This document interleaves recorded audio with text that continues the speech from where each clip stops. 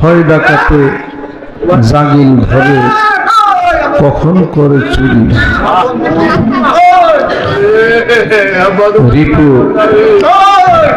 এই যে বলা হয় রিপুর কথা বলা হয়, 5টা রিপু, 5টা রিপুর সাথে একটা রিপু যুক্ত, সেটা হলো শয়তান বসে থাকে সদা কলবের মধ্যে।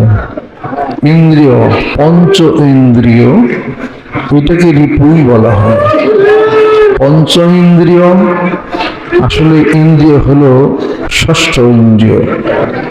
পঞ্চ ইন্দ্রিয়ের পরে কলব একটা ইন্দ্রিয়, কলব ইন্দ্রিয়টাকে বলা হয় অতীন্দ্রিয়, অর্থাৎ ইন্দ্রিয়র ইন্দ্রিয়, এটাকে বলা হয় অতীন্দ্রিয়।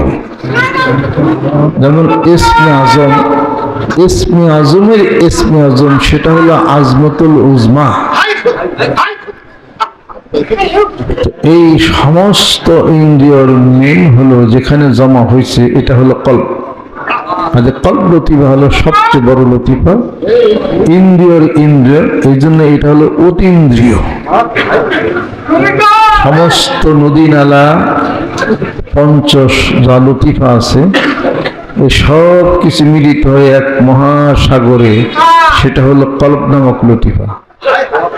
আমরা কলবের জিকির করি, নাবির নিচে নফস, এরপরে নাবির উপরে বুকের মাঝখানে সির, কপালে খুফি, মাথার মাঝখানে আখফা, ডাইন কাঁধে রূহ, বাম দিকে কলব। কয়টা হলো? 6 লতিফা। এই নফসের খুফি, আখফা, রূহ, কলব। আর হলো এই কয়টা জিনিস যখন বিলীন হইয়া যাবে 4 লতিফায়, 4 লতিফায় যখন বিলীন হইয়া যাবে, এটাকে সিফাত বলা হয়, অর্থাৎ গুণ। আপ, আতশ, খাক, বাত, আগুন, মাটি, পানি, বাতাস, তার মধ্যে যখন এর অস্তিত্ব যখন হারিয়ে ফেলে, তখন ওই দাদা হুজুর কথা বলছেন না, আমি ইসাকের মধ্যে আরেকজন ইসাক আছে। এখানে তো মানুষের মাঝে আসেরা মানুষ, এবার খুঁজে দেখ না তাই। মানুষের মাঝে আসেরে মানুষ, এবার খুঁজে দেখ না তাই। দেশে আজান নিরালাতে বুঝা যাবে না তা যাতে তাতে। এটা খুব কঠিন একটা কথা, মানুষে না বুঝে তো কিছু গজল বাঁধছে, আসলে সাধনার ব্যাপার তো, এটা মানুষে অন্যভাবে মানুষে বলে। এই যাই কিছু হোক, আমি জিগর বলতেছি, এটা একটা সত্য জিনিস। বিলীন যখন হয়ে যায়, আগুনের সাথে আগুন বিলীন হয়ে যায়, মাটির সাথে মাটি বিলীন হয়ে যায়, পানির সাথে পানি বিলীন হয়ে যায়, বাতাসের সাথে বাতাস বিলীন হয়ে যায়, তখন কি থাকে?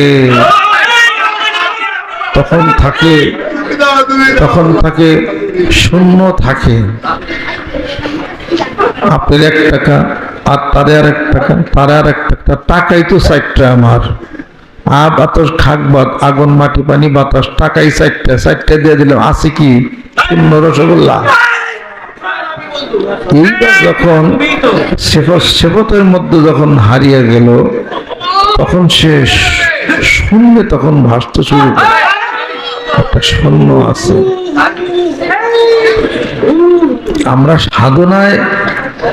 সাধনায় শূন্যতায় ভাসি, আর হিন্দু শাস্ত্রে অদ্বৈতবাদ, পুনর্জন্মবাদ, তারা পুনর্জন্মবাদে তারা ভাসে। আর আমরা সাধনায় শূন্যে ভাসি, তারা পুনর্জন্মে তারা ভাসে। এটা খুব কঠিন কথা। এটা পুনর্জন্মে তারা ভাসে, অর্থাৎ ভূত ভূত ভূত পিশাচটা, ভূত মানে পদার্থ, ভূত মানে পদার্থ, বাতাস, খাক, বাত, এক একটা ভূত। এই এই এই 4টা ভূতের সাথে যখন মিশে যায়, একাকার হয়ে যায়, পঞ্চম একটা ভূত লাভ করে তারা, সেটার নাম হলো শূন্য। এই জন্য বলা হয় পঞ্চভূতে ভূতাত্মরূপে যিনি বিরাজ করেন তিনি অহং, তিনি ঋষি, অর্ঘ দেই আমি তারে। অর্ঘ মানে কি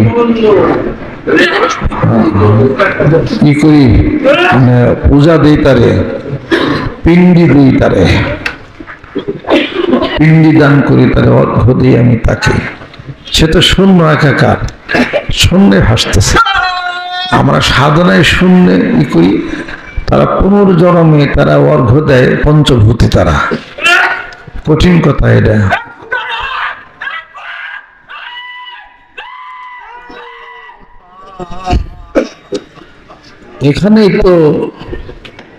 এখানে তো মনসুর হাল্লাজ আয়শা বলছে যে আমি নাই, সেটার অস্তিত্ব নাই।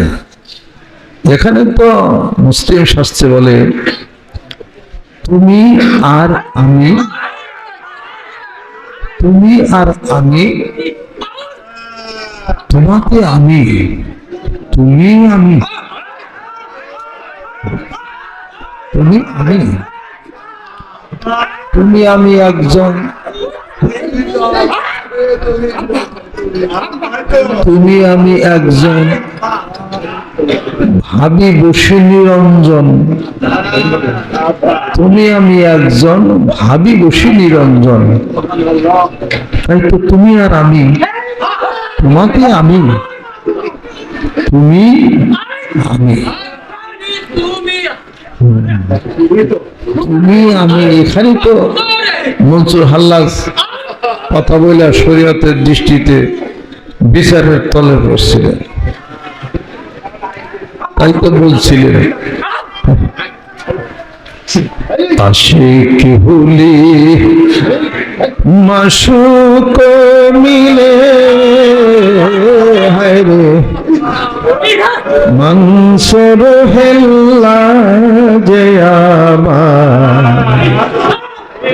আনাল হক বলে, হায় রে আশিক হলে মাশুক মিলে, হায় রে মনসুর হেল্লা যে আবার আনাল হক বলে।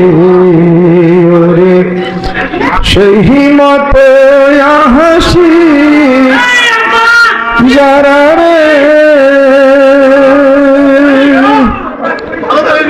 আরে বন্ধু দেশ বিদেশি ঘুইরা বেড়ায়, তার আশায় বন্ধু দেশ বিদেশি ঘুইরা বেড়ায়, তার আশায় রে মোরে শির রইলে কোথায়, ওরে বন্ধু রইলে কোথায়, ওরে না দেখলে মোর প্রাণ যায়, ওরে না দেখলে মোর প্রাণ যায়, ওরে বন্ধু রইলে কোথায়।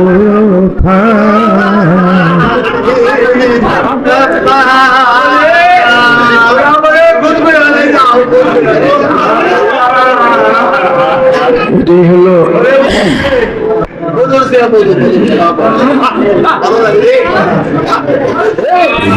কইরাছে নবী আসকরণী, হায়রে তারাই কেবল হয় নাই মিলন, এই না দুনিয়ায়,